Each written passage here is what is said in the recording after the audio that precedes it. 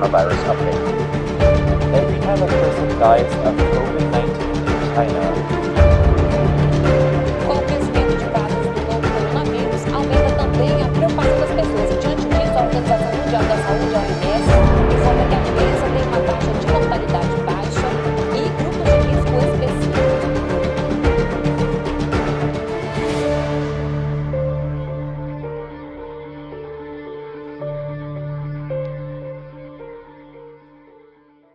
Olá a todos, Jorge Dantas, pneumologista. Agora vamos falar um pouquinho de dicas de ventilação mecânica no paciente com Covid-19.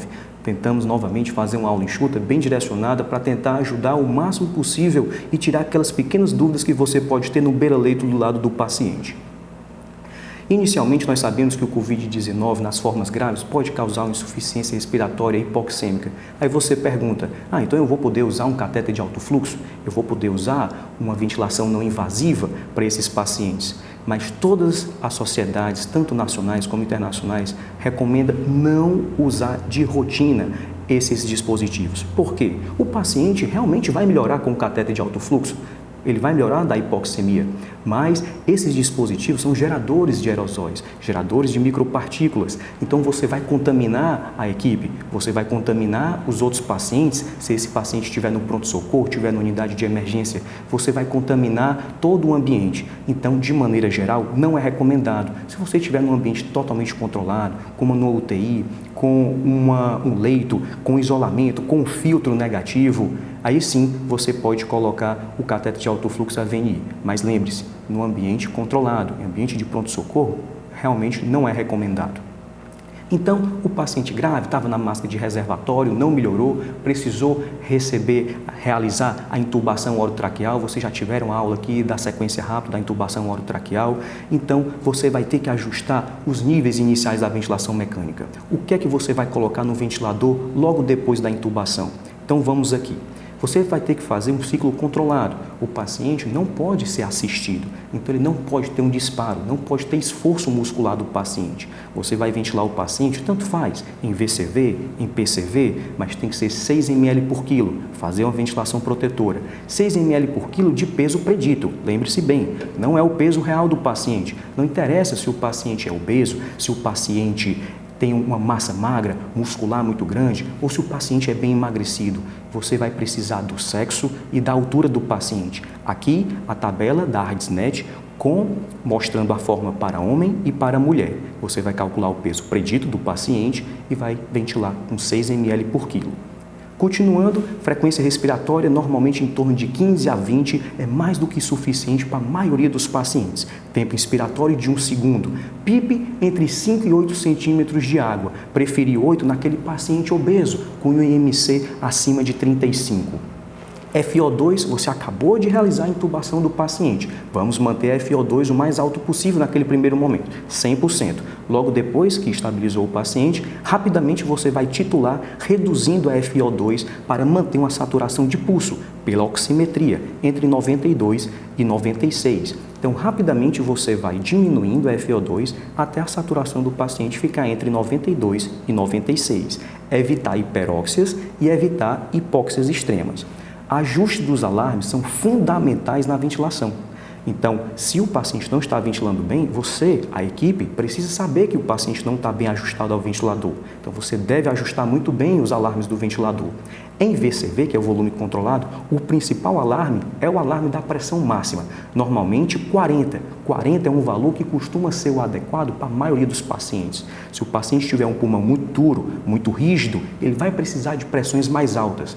Então, excepcionalmente, talvez você precise colocar um alarme de 50, mas na maioria das vezes, 40 já está de bom tamanho.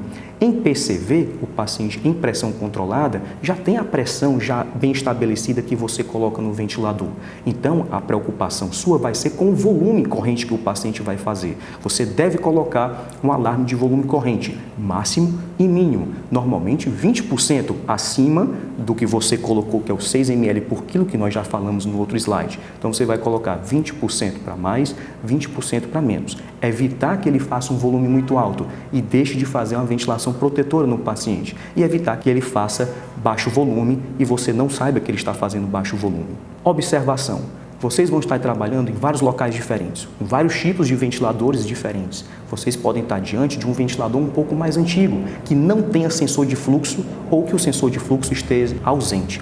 Nesse caso, o que é que vocês vão fazer? Vocês não vão saber o volume que o paciente está fazendo se ele tiver ventilado à pressão, porque não vai ter o sensor de fluxo. Então, é prudente e eu aconselho que você ventile o paciente no modo volume controlado, porque você vai garantir o volume.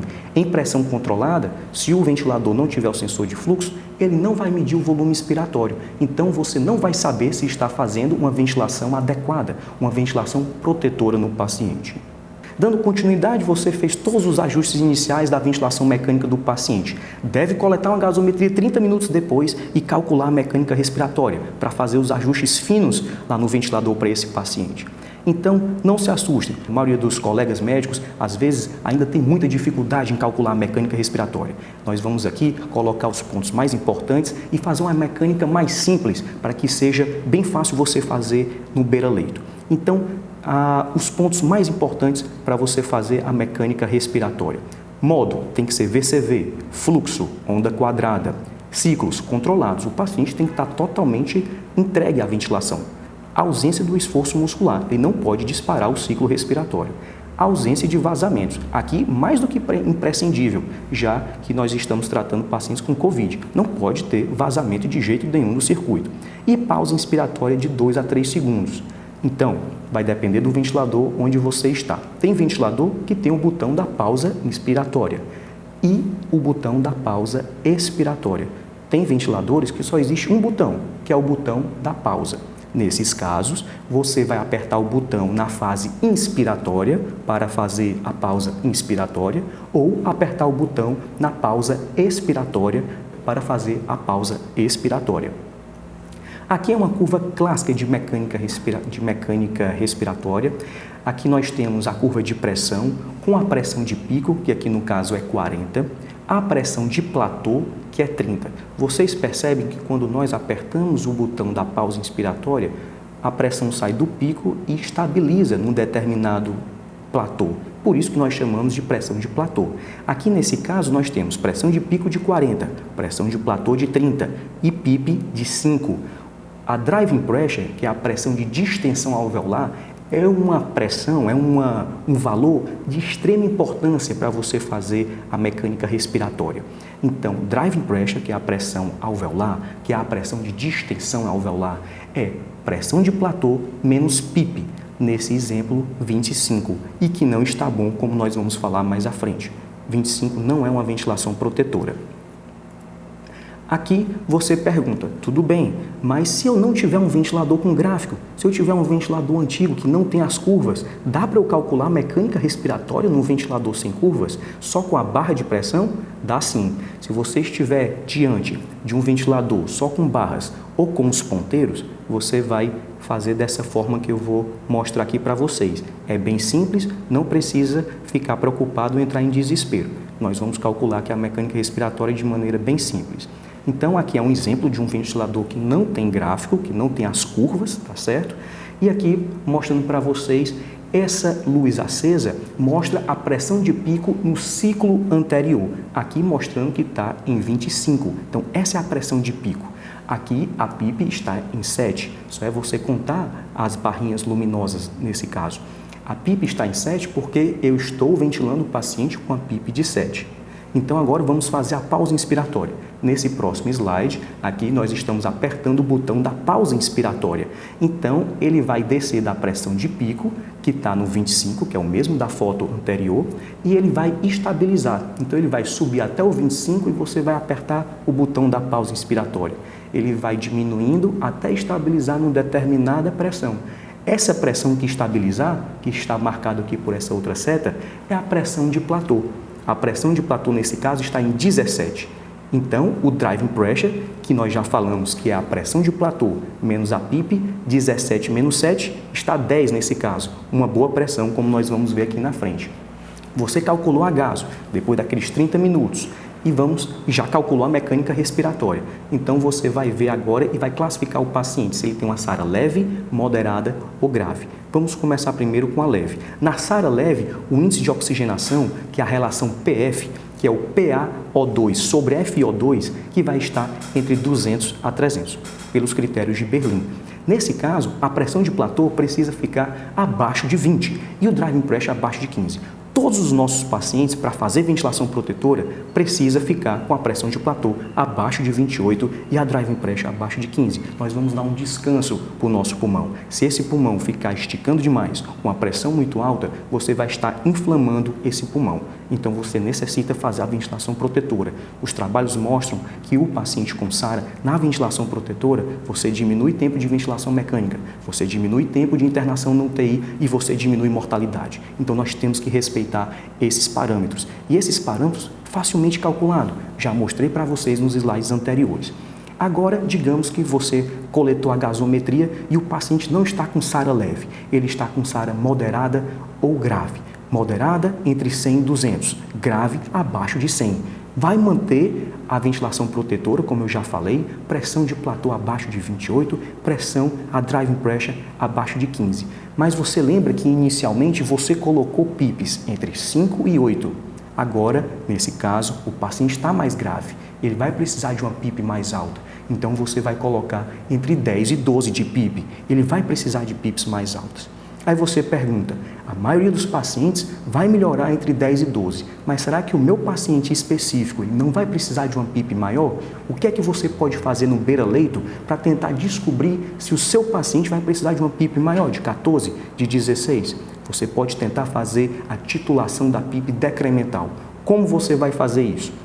Você vai aumentar a PIP para 20, vai fazer a mecânica respiratória com 20, calcula o driving pressure da mesma maneira que nós já conversamos e vai baixando a PIP de 2 em 2.